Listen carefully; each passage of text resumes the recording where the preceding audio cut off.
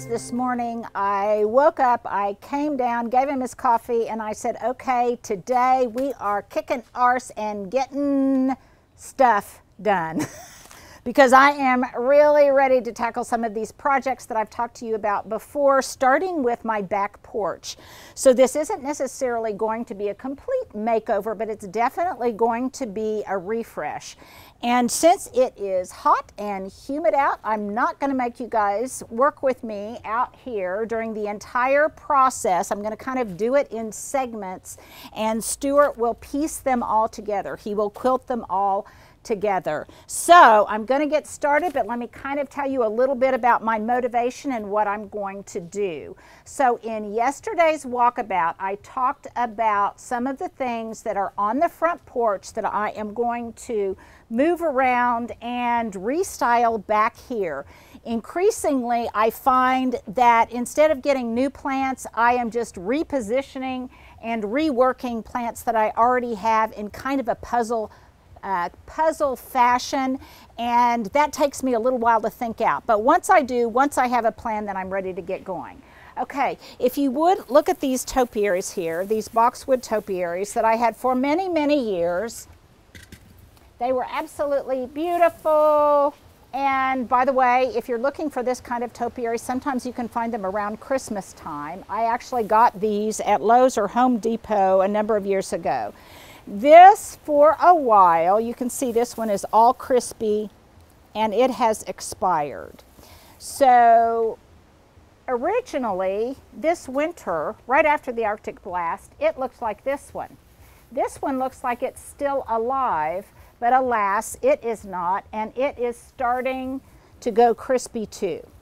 And I can tell it has not put out one new leaf, so this one in the wind and in the heat, it's going to start doing what the other one did. Now, it looks kind of preserved. It does look like it's alive. If I had more room for it or a place to put it where it would look good, I would probably save this, put it in a shady area, and enjoy the fact that it looks alive and is real and kind of preserved.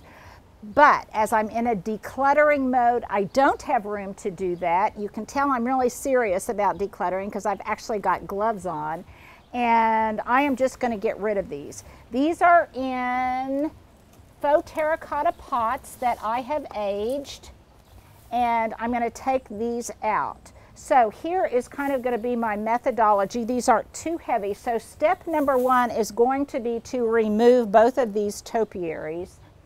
And step number two is I pretty much decided I'm going to relocate my plant terrace, because typically I have all of these myrtles on here, and this time of year they want more sun and it's really too shady over here. So I've decided to kind of rethink this and reposition this and make this whole back stoop a little less cluttered, and that's going to be my driving motivation and driving strategy moving forward.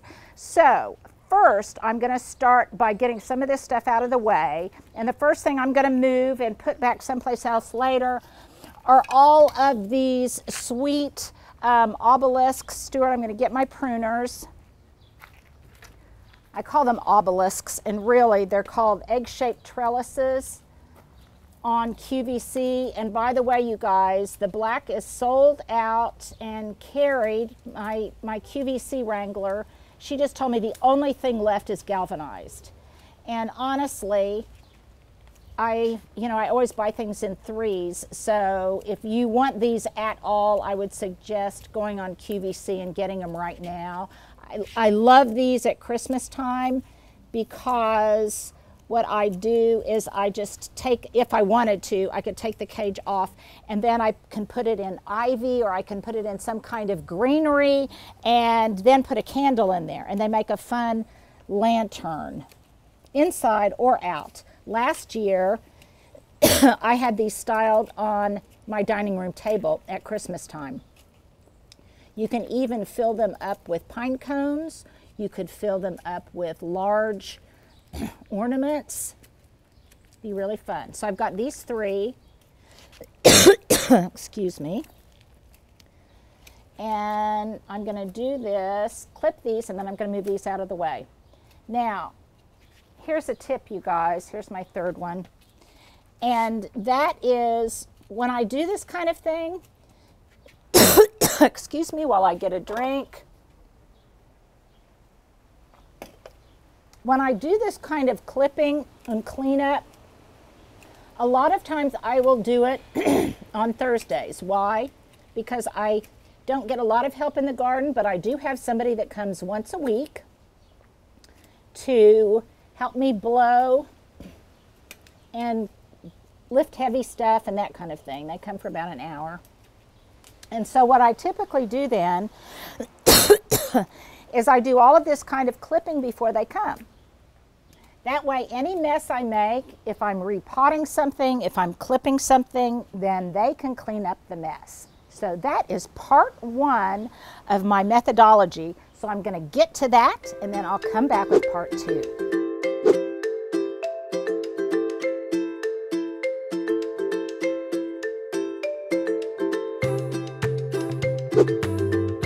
Okay, so this has been mulched in gravel. So what I'm doing is I am just putting that gravel back on the gravel deck, and I'll clean that up later.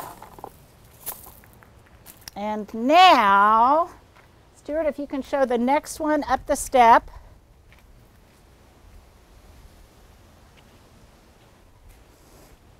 I've lost my wheelbarrow, which is where I'm looking, you guys. But I found it because what I'm going to do is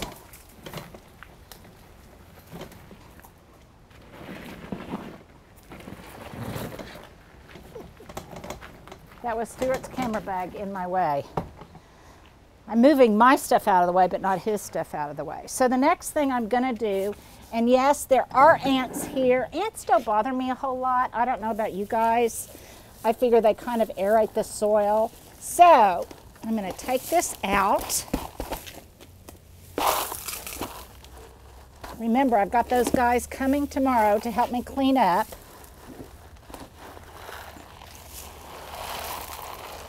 And what I'm going to do is put it in here. And the reason I'm doing this, if you guys watched a video I did a while back on can I reuse old potting soil? Well, this is what I do. So this is, you see it's got really good drainage and it still looks pretty good and pretty rich. So what I'm going to do is remove this potting soil.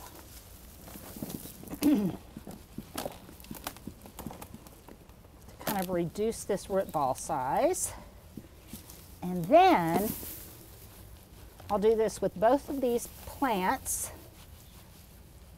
I can't believe this soil still looks so rich after these being in here for years. I must have done a good job at top dressing. Okay, so I'm going to do that, and then how I'm going to reuse this soil is this aside.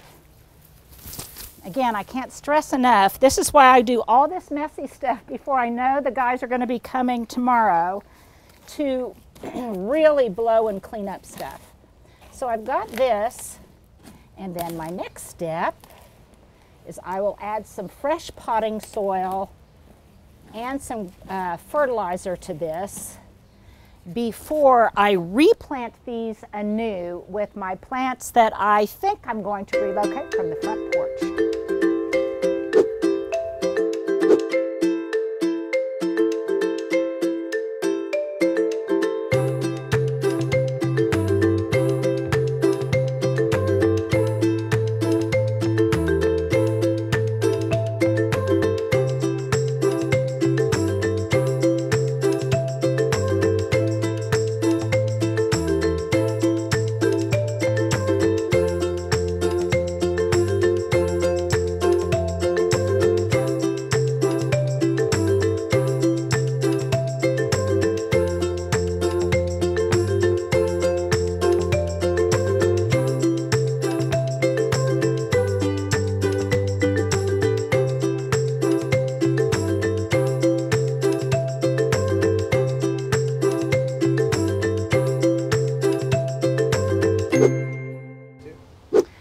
didn't mention this morning that I've got a bandana on, and one of the reasons on these really hot and sweaty days when I have one on is I keep it around my neck, and that way when I'm watering stuff in or I'm running in the house to get a drink, I can wet it down and do this to kind of cool me off.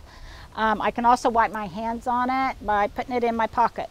So I discussed this yesterday. I'll put the link below in the video that we talked about. It was yesterday's walkabout, my strategy about moving these to the back. These have been on the front porch for a very, very long time, and actually the ones in the back, when they started out, were even smaller than this when I originally planted those topiaries in the pots where I just removed them. So these have been here for a while. These containers aren't nearly as large as the ones in the back. So I think it's about time for these to be repotted, and as it happens, happily, I'm going to move these to the back. So I'm going to take these out, repot them in those other 2 pots. I've got a couple of other decision points, and then I'm going to repot these with just probably some baby gem boxwoods that then I'm going to have grow up through these 2 tours, and I will clip them to shape. So instead of having triple or double ball topiaries in the front, I will have really tight conical forms with 3 of these 2 tours. So that's where I am now. And so here we go again.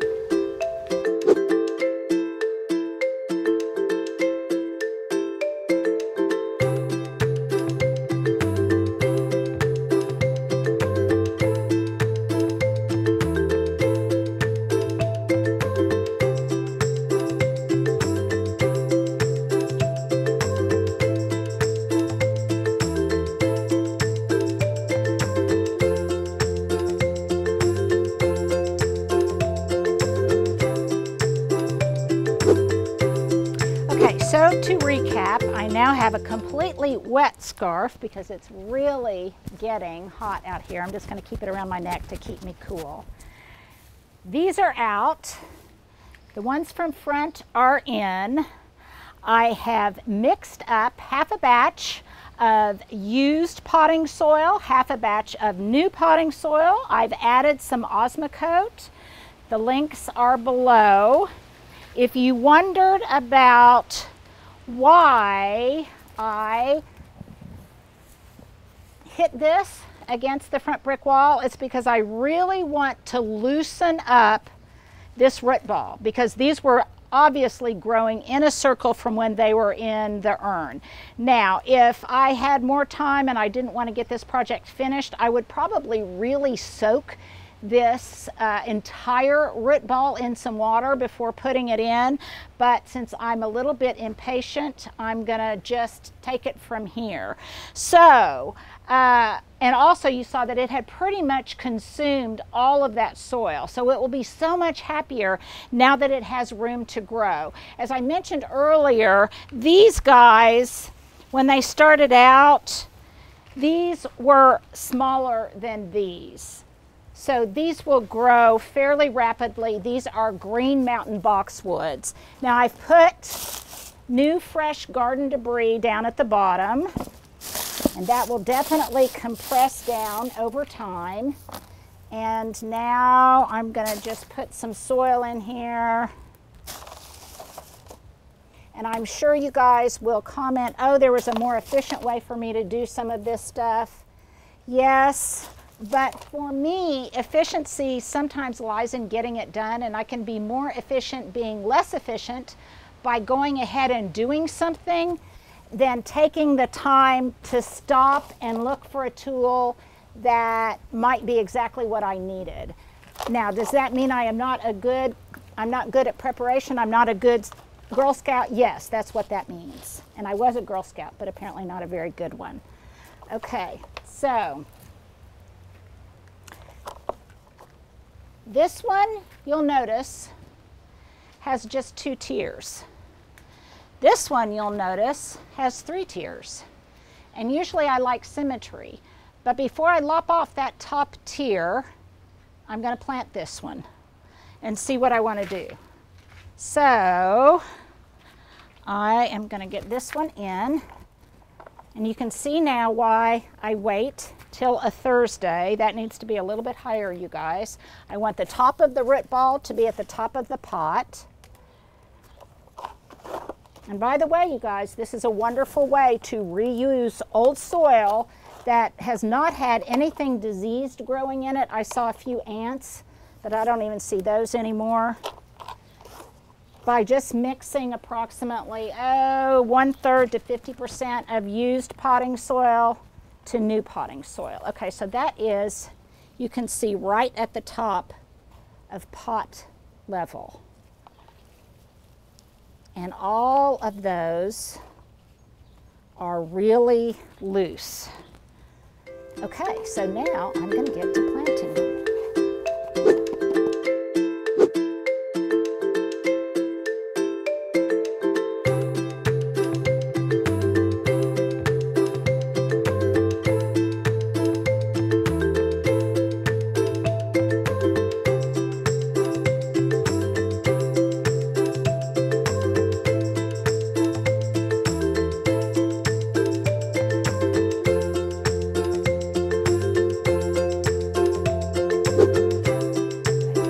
So I am definitely starting to glisten now. I've got both of these planted, and I should have asked my question at the top, but it wouldn't have made any sense. So here's my question for you for today.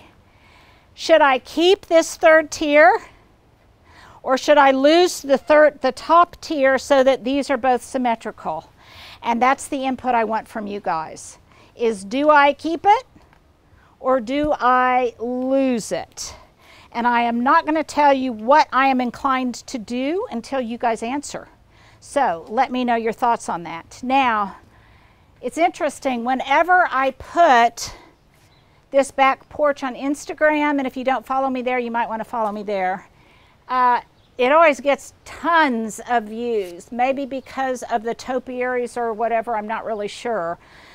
So I don't want to diverge too much from how it was styled in the past, because not only did you guys like it, but I liked it. But I do want it to be a little less cluttered. Now these don't have the volume that they had before because the size is smaller. But I was looking back at photos for my book, which, by the way, here's my sales pitch. It's on pre-order now. If you go to Amazon or wherever you buy your books, just search pre-order Linda Vater, and my book will come up, An Elegant and Edible Landscape. And I was looking for pictures for my book, and I came across one that was taken by Southern Living a number of years ago that was in Southern Living, where it showed these pots. And at the base, I had, when these were smaller, I had all sorts of wire vine or this stuff, angel vine or muhlenbeckia, that was planted at the base.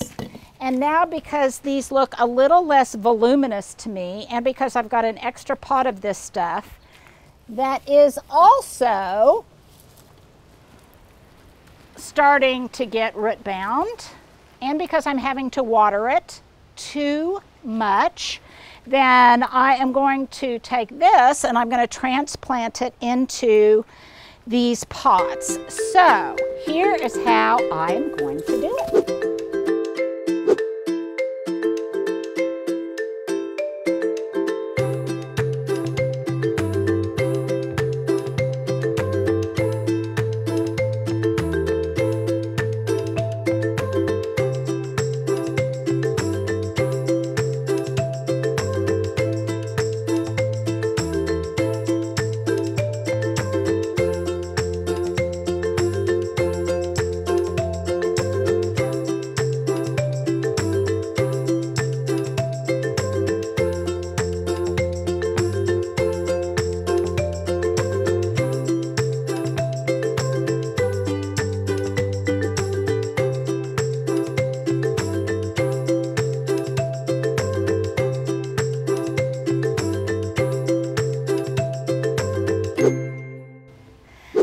So I've got that muhlenbeckia planted in here, and you notice that I just used an old bread knife, which is one of my favorite tools in the garden, to just slice that in half, and then I had 2 half rounds that exactly fit the contour of the pot itself. and will spill over. Now I'll come back and I'll do a little bit of cleanup and judicious pruning on this wire vine as it cascades over.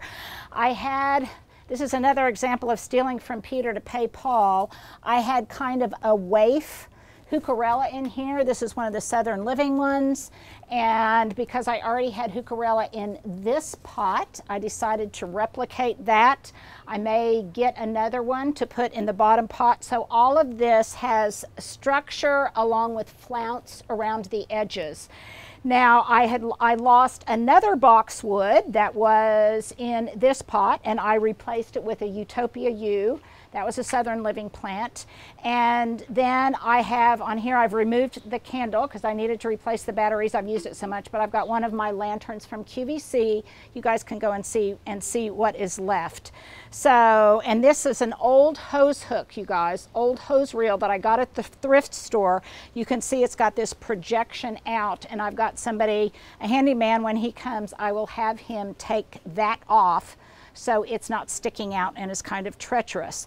So that's pretty much all I'm going to do for today, and then I'm going to show you what it looks like when I'm finished. But the heavy work has been done. You can see that I'm glistening big time. The heavy work has been done. I may change this out just a little bit up here. This has a little bit of leaf spot on it, and this is something else that I do as I plant things, as I look at things. I'm always observing and trying to detect any potential problems.